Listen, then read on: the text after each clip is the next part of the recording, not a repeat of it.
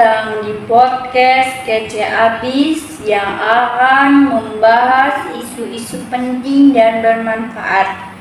Saya Tiara Anggraeni Lestari, hari ini akan menjelajahi topik yang sangat relevan, harmonisasi hak dan kewajiban asasi manusia dalam perspektif Pancasila.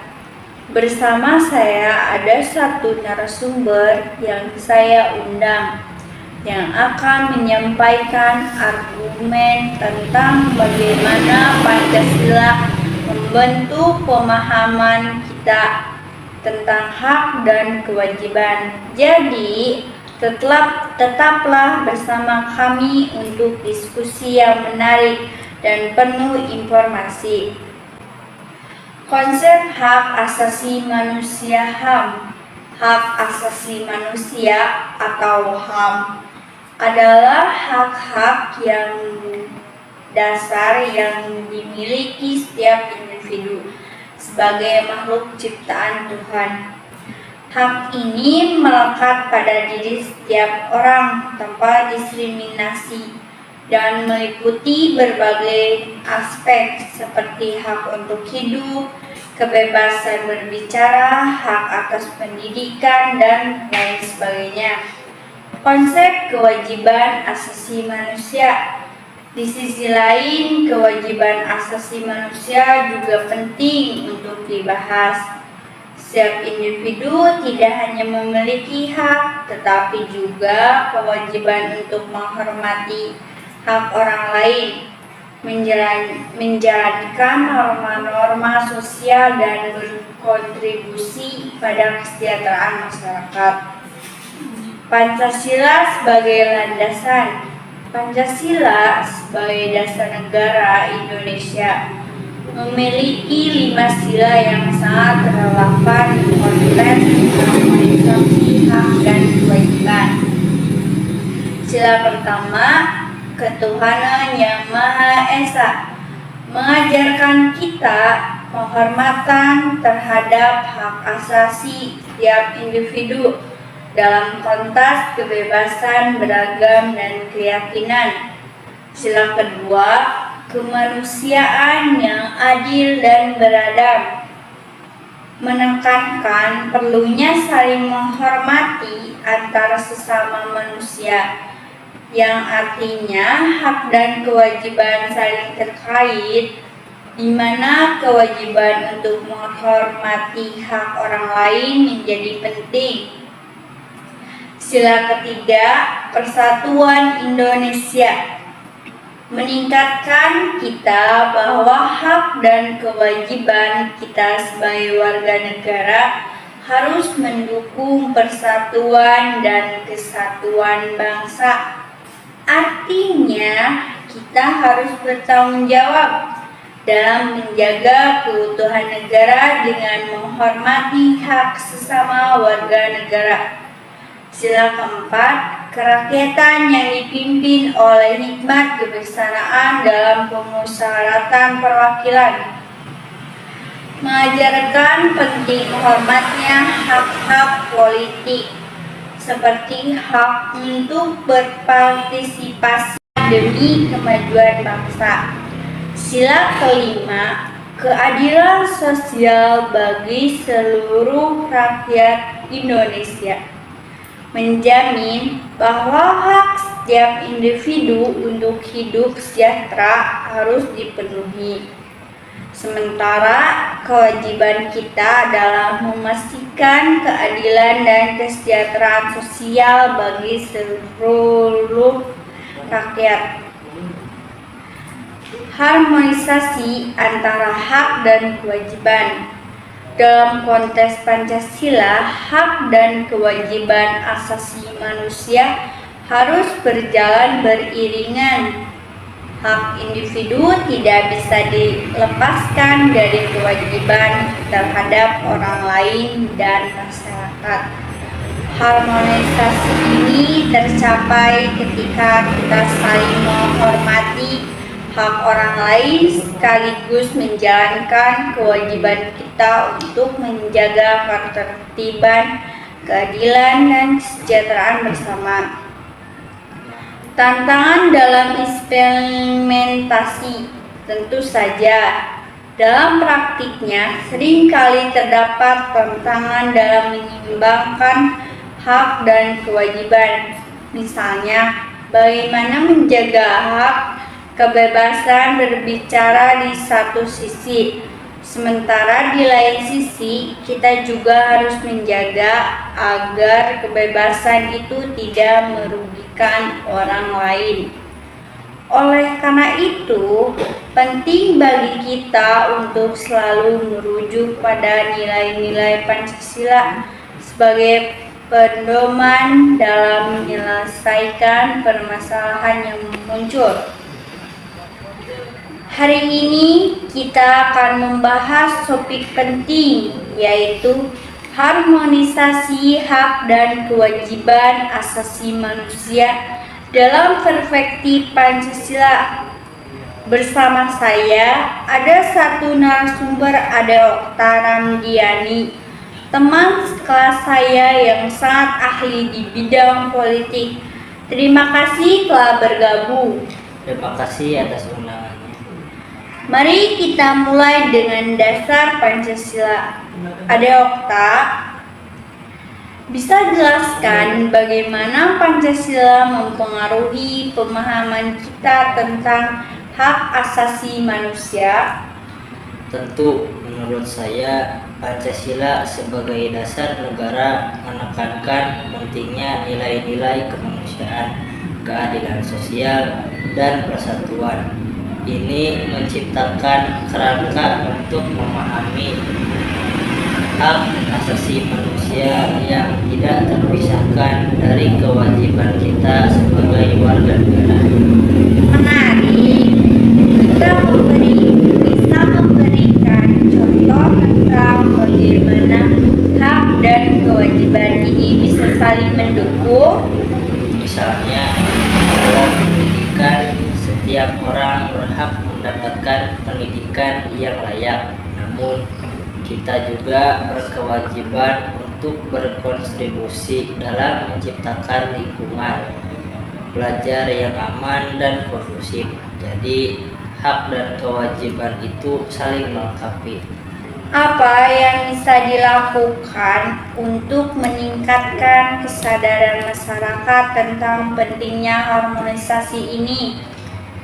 Pendidikan yang mengedukasi tentang hak dan kewajiban asasi manusia perlu diperkuat. Selain itu, kampanye informasi di media sosial bisa jadi alat yang efektif untuk meningkatkan kesadaran. Terima kasih, Ade Okta. Pelanggaran HAM di Indonesia. Mari kita bahas beberapa kasus penting, misalnya kasus pembunuhan aktivis HAM Munir. Bagaimana Anda melihat dampaknya terhadap gerakan HAM di Indonesia? Kasus Munir menjadi simbol ketidakadilan. Itu mendorong banyak orang untuk berani berbicara, tetapi masih banyak yang merasa terancam. Bagaimana Anda menilai peran pemerintahan Komnas HAM dalam mengatasi kasus-kasus ini? Sementara Komnas HAM melakukan yang terbaik, banyak kritik mengenai kurangnya tindakan nyata dari pemerintah dalam menegakkan keadilan. Apa peran masyarakat sipil dalam meningkatkan kesadaran tentang pelanggaran HAM ini? Masyarakat sipil sangat penting. Mereka adalah suara yang mengawasi dan mendorong pemerintah untuk bertindak. Melihat semua ini, apa harapan Anda untuk masa depan HAM di Indonesia? Saya berharap ada lebih banyak dukungan dari masyarakat dan lembaga internasional untuk mendorong reformasi yang nyata. Terima kasih, Ade Okta, untuk diskusi yang sangat menarik tadi. sama-sama. Menurut saya, Pancasila sangat relevan dalam menyeimbangkan hak dan kewajiban asasi manusia. Sila kedua, kemanusiaan yang adil dan beradab, mengingatkan kita bahwa hak individu harus dihormati, tetapi juga ada kewajiban untuk tidak merugikan orang lain. Implementasi hak asasi manusia di Indonesia seringkali terhambat oleh ego individu atau kelompok. Padahal dalam Pancasila ada prinsip keseimbangan dan gotong royong. Faktor penyebab pelanggaran HAM. Salah satu penyebab utama pelanggaran HAM di Indonesia adalah lemahnya penegakan hukum. Banyak pelanggaran HAM tidak diusut tuntas dan pelaku seringkali lolos dari hukum. Hal ini mencerminkan adanya impunitas yang mengakar dalam sistem hukum. Selain itu, kurangnya pendidikan dan kesadaran tentang HAM di masyarakat, serta pandangan bahwa HAM hanya milik segelintir kelompok tertentu, membuat isu ini sulit untuk harus utamakan. Faktor lain adalah ketegangan antara kepentingan ekonomi dan hak masyarakat adat atau lokal. Konflik ekonomi dan hak masyarakat.